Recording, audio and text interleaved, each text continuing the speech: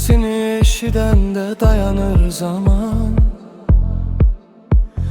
Gözlerin gecenin en parlak ulduzu ama sen gedenden sonra küçeler susur. Bu yürek sensiz nece yorulur.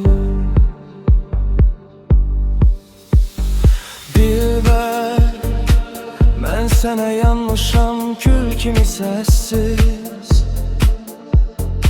Sen ise uzaksan yağışlı bir deniz. Bir defa dön mənə bak gözlerime. Adını yazmışam talihime. Ay dilber, dilber, yüreğimde bitmeyen keder. Seni seven bu adam hele de gözleye.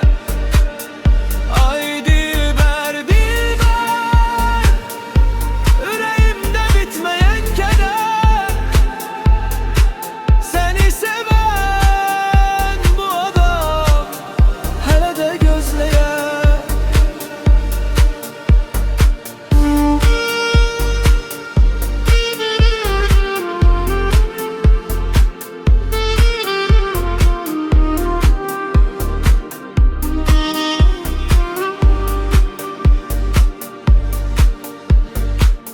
Geceler danışır seninle divarlar.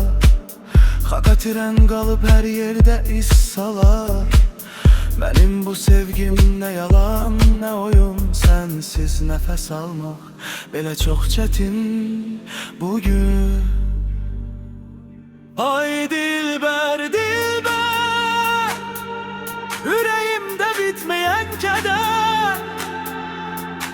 Seni seven bu adam hele de gözleye. Ay dilber,